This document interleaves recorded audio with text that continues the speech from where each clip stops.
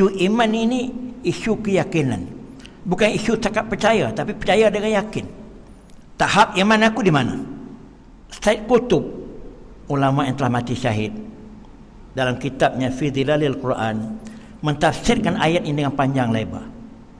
Saya sebut secara ringkas. Dia kata ayat ini membuktikan orang yang beriman tadi satu gerakan, satu perasaan di dalamnya tentang keyakinan, kebenaran Islam ini. Dia tidak tenang hati dia kalau keyakinan itu bersemadi di hati dia seorang. Dia tak akan puas hati dia kalau dia saja yang menghayati ajaran ini.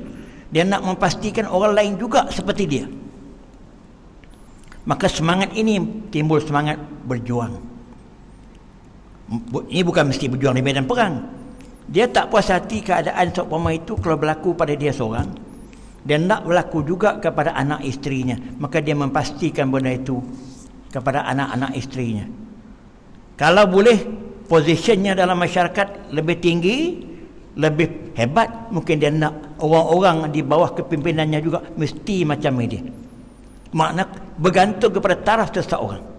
Sebab dia kata orang-orang macam ini, perasaan-perasaan keyakinannya tentang keimanan dan kehendak Allah itu melalui ciri yang macam ini, dia tak akan puas hati dia kalau sekadar dia seorang saja yang baik, dia kalau orang di sekeliling dia tak baik. Jadi saya kadang-kadang ada orang tertentu dia cukup baik, cukup bagus kita tengok, tapi dia membiarkan anak-anaknya tak tutup aurat, dia membiarkan isterinya pun, yalah kita tak mau cakap banyak-banyak lah.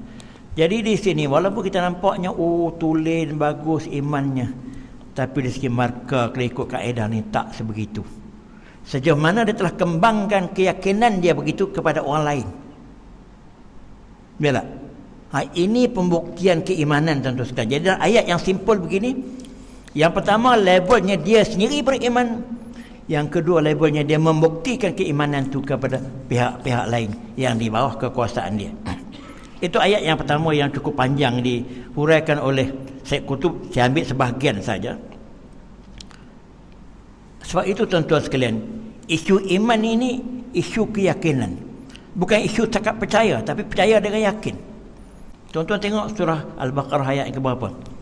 Alif Lam Mim, zalikal kitabu la raiba fihi hudan lil muttaqin allazina yu'minuna bil ghaibi wa yuqimuna as-salata wa mimma razaqnahum yunfiqun wallazina yu'minuna bima unzila ilaika wa ma unzila min qablik wa bil akhirati hum yuqinun.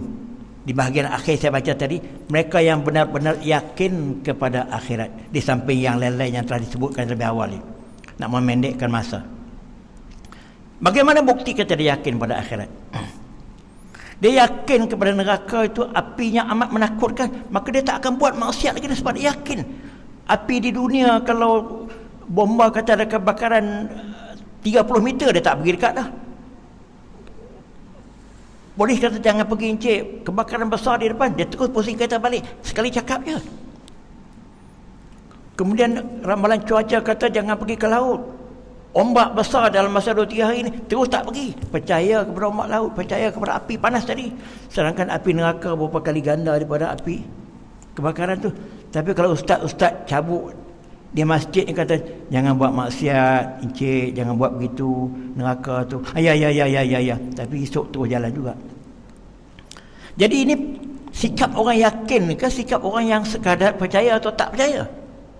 Dengan bahasa yang lantang saya berani kata ini sikap orang yang ragu-ragu tentang hari akhirat. Kalau yakin wabil akhirati hum yuqinun, tentu dia berhenti. Dia akan tak buat maksiat. Seperti mana dia tak pergi ke tempat kebakaran tadi. Dia akan berhenti daripada maksiat seperti mana nelayan tak berani pergi ke laut tadi. Jadi bermakna orang yang macam ni lebih takut kepada berita dunia kebakaran, lebih takut kepada ombak besar di laut, tapi tak takut kepada neraka Allah. Minta maaf tuan-tuan sekalian, tapi ini kritikal yang saya nampak. Itulah senario yang berlaku pada orang Islam. Nak kepada pahala Tuhan. Sebab akhirat berangkumi 2 perkara, seksa neraka dan syurga. Kalau ada reward apa-apa, berlomba-lomba queue, nak ambil brim ke apa saya tak tahulah, queue pergi ke dalam sampai subuh kena ambil hadiah. Percaya benda tu dapat. Tapi kalau Tuhan janjikan kalau kamu buat infak 10 kali ganda, 70 kali ganda, sampai boleh jadi 700 kali ganda. Tapi berapa orang buat infak, tapi setiap tahun 2-3 bulan sekali travel luar negeri, tapi infak tidak. Maknanya yang reward dunia tu dia lebih yakin dan lebih percaya. Reward Allah, sawabul akhirah, iaitu syurga itu, nak kata tak percaya susah juga. Tapi di mana bukti kepercayaannya? Di mana bukti keyakinannya? Wabil akhirati hum yuqinun. Jadi apabila kita apply tafsiran macam ni, tepuk dada tanya selera, aku berada di mana? Tahap iman aku di mana? Itu ayat pertama yang cukup kuat dalam pembuktian masalah iman.